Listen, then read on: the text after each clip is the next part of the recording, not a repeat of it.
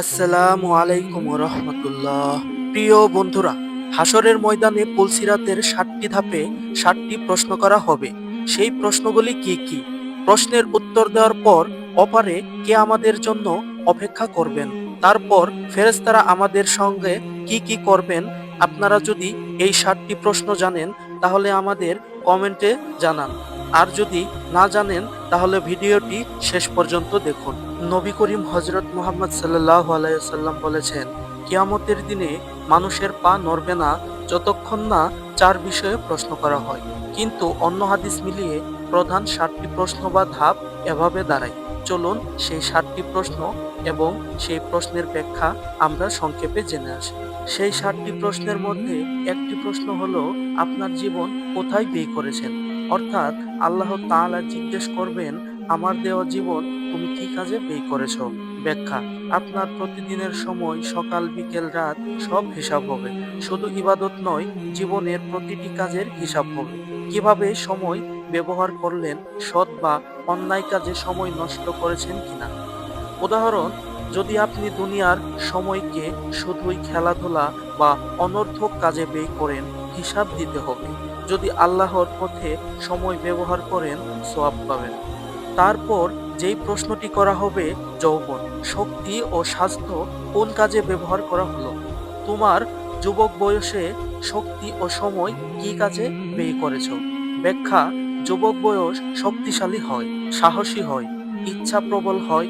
এই সময় আল্লাহর পথে ব্যবহার করা সবচেয়ে মূল্যবান। উদাহরণ: যদি যুবক বয়সে মানুষ আল্লাহর স্মরণ, নামাজ, শিক্ষা কাজে ব্যয় করে, সওয়াব হবে। যদি অন্যায় কাজে ব্যয় করে, তারও হিসাব হবে। 3 নম্বর প্রশ্নটি হচ্ছে, জ্ঞান কিভাবে ব্যবহার হয়েছে? আল্লাহ তাআলা প্রশ্ন করবেন, তুমি যে জ্ঞান অর্জন করেছ তা কিভাবে কাজে লাগিয়েছ? ব্যাখ্যা: শুধু পড়াশোনা বা শেখা নয়, শেখার ব্যবহার জরুরি। জ্ঞান মানুষের মঙ্গল, দাওয়াত, ন্যায়পরায়ণতা ও আল্লাহর পথে ব্যবহার করলে তা সওয়াব হিসেবে গণ্য হবে। উদাহরণ হিসেবে, যদি কেউ ইসলাম শিক্ষা শিখে তা অন্যকে শেখায়, সওয়াব। যদি কেবল জানে আর ব্যবহার না করে, হিসাব হবে। প্রশ্ন নাম্বার 4, সম্পদ কিভাবে অর্জিত হয়েছে?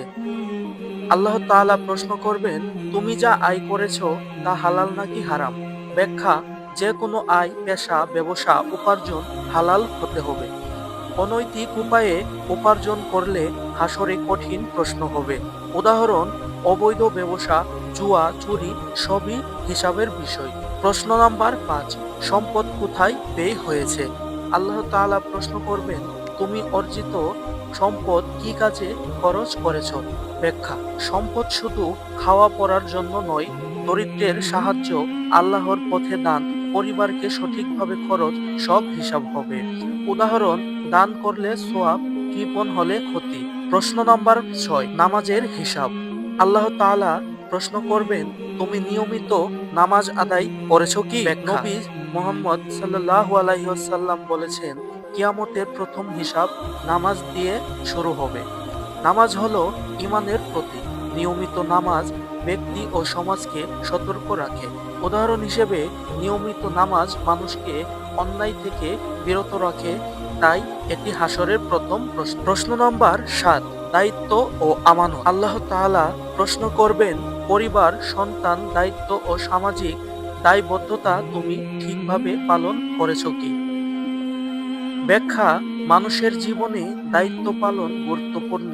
পরিবারের, আত্মীয়র, সমাজের দায়িত্ব ঠিকভাবে পালন করলে আল্লাহ তাআলার সন্তুষ্টি লাভ করা যায়। উদাহরণ হিসেবে, সন্তানকে ভালো মানুষ হিসেবে গড়ে তোলা, আত্মীয়কে সাহায্য, সমাজে সৎ জীবন, সব হিসাব হবে। এই 7টি প্রশ্নের উত্তর দেওয়ার পরে অপারে আমাদের জন্য কি অপেক্ষা করবেন? প্রথমত, ফেরেশতারা। ফেরেশতারা যারা আমাদের হিসাব নেবেন। 2 নম্বর, রাসূলুল্লাহ সাল্লাল্লাহু আলাইহি ওয়াসাল্লাম, যিনি আমাদের আমল অনুযায়ী স্বাগত দেবেন। 3 নম্বর, ধার্মিক পরিবার ও সজ্জনেরা, যারা জান্নাতে আমাদের সঙ্গে মিলিত হবেন। 4 নম্বর, জান্নাতের দরজায় অপেক্ষা করা ফেরেশতারা, যারা সালাম দিয়ে প্রবেশের নির্দেশ দেবেন। বন্ধুরা, হাসরের ময়দান কঠিন, কিন্তু আল্লাহর রহমত অসীম। আমাদের দায়িত্ব হলো জীবনকে আল্লাহর পথে ব্যয় করা, নামাজ ঠিকমতো আদায় করা, সম্পদকে হালাল পথে ব্যবহার করা, দায়িত্ব ও আমানত পালন করা।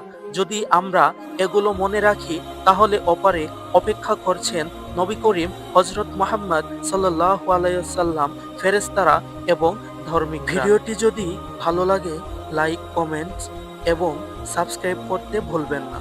আল্লাহ আমাদের সবাইকে সঠিক পথে পরিচালনা করুক। আমিন।